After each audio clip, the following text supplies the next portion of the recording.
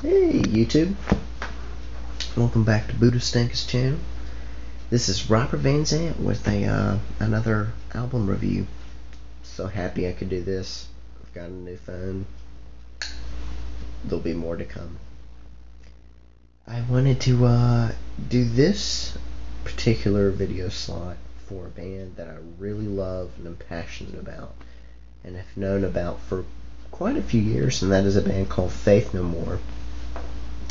And they're a San Francisco band that started about the mid 80s, maybe early 80s, and they came around about the late 80s when they had to fire Chuck Mosley for screwing up, not being a great singer, blah blah blah. And they got a guy named Mike Patton, who is a beast on vocals. Awesome singer, screams, falsettos, clean singing, you name it. He's done it, and he's awesome.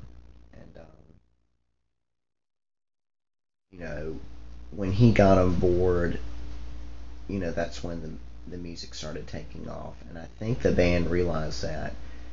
And so after they did The Real Thing and Epic and Falling to Pieces, a few other really good tracks, they kind of did the opposite of what they should have done, so to speak. And they didn't make another Real Thing, which thank God. I mean, it was a good record, but it fitted for the times perfectly. But Angel Dust was the record that came after The Real Thing, and that is really what influences me as a musician. And I am really proud to have known from Faith No More, because this combines like metal, it combines pop aesthetics, it combines funkiness through the bass, and you can see a lot of rhythm that they love. Very rhythmic album, and I guess one of the main reasons that I love it is because of the production. Hey, excuse me. Lord have mercy, I'm getting tired. Um, I really respect the record because it has this energy about it. It's madness in a capsule. I mean, anybody who listens to it or gets a chance to listen to it will be blown away by the fact that they're not trying to pander to the mainstream audience that they were threshed upon. They're really trying and truing their influences, the people that they respect in the music scene of the time. And I really feel, if you listen to it, it influenced the heck out of Incubus. I mean, early Incubus especially.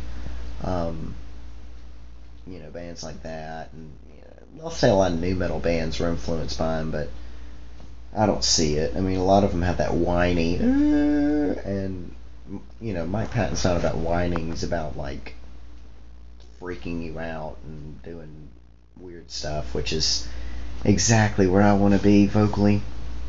And not only vocals, drums, bass, guitar, just the keyboards. I mean, Roddy Bottum comes in and adds a lot of layers that I feel like a lot of rock bands miss. They have they might have an energy, but it just feels stale. It feels like a garage band. He elevates them to a sense of larger than life zeal. I love that epicness that he's able to add within the music. He'll add like this, and Mike Borden does a great job of doing that. Guitars, I mean, the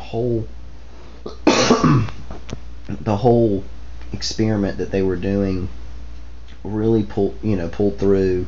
And the reverbs, the delays and the vocals. I mean, I really have to appreciate. I think it's Mike Wallace or Andy Wallace. I'm not quite sure on that producer, but I think his last name's Wallace, and he did a awesome job. I feel that production is a very important key, and that's sort of something I look for in albums, is that thick, kind of reverb, lush.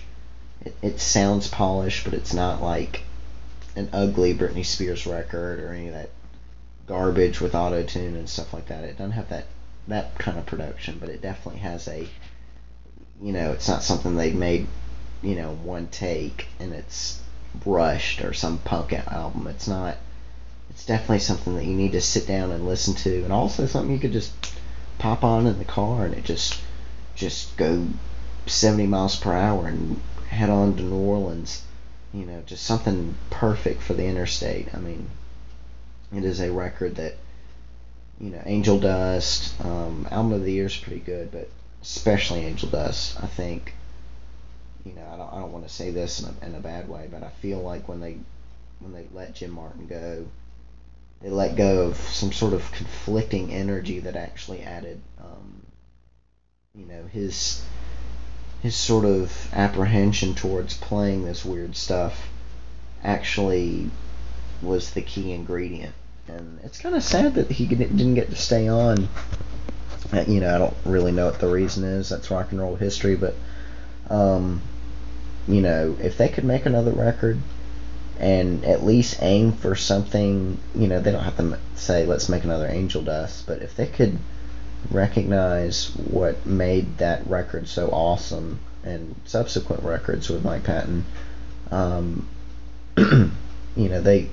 they could definitely have something that makes the fans go, oh my gosh, thank God you came back and did it. So, I'm glad they're back to playing again. Come to the South, play in New Orleans, give me a chance. Stop playing in the Northeast and San Francisco and going over to Europe. It's angering me. It belittles the area that I'm from. At least Texas or something where I can have a chance to drive out and come see you guys. I love Faith No More. I think Red Hot Chili Peppers, they got comparisons back in the day. Ugh. Chili Peppers suck. God, just same old boring, bland crap. At least Faith No More goes, let's do this. Let's change the mood. I mean, I feel like ever since Californication, it's the same old record. I mean, some bands just, they find this formula and they feel like they have to repeat it over and over. I mean, when I say I love reverbs and stuff like that, yeah, I think it's a technique. But, if you're going to go for a different vibe, you can still keep that technique and it still be awesome. But for a band just to keep doing the same old, 80 beat per minute, just kind of wishy-washy, radio-friendly rock. I mean, I want something that tests me and gets my mind infuriated for the right reasons. And I feel Faith No More does that. And it's a shame that anytime I mention that band to people, they kind of go, huh? And I have to reference Epic or something like that. Get Angel Dust, put it in your car, stop listening to stupid hardcore music. If you like music that's experimental, do it. It's not the end of the world. It's a really cool record. I'm tired of MTV. They have ruined good music like this. This deserves to be blasting out of everybody's radio system. I really feel like if they give it a chance, they'll find something they like from it. So, the worst thing you can do is not have somebody listen to it at all. At least listen to it, and if you don't like it, fine, screw you, go listen to something else. But Faith No More is definitely a band. Angel Dust, buy it. It's one of the 100 records I think you should hear before you die. Then on a high note, oh.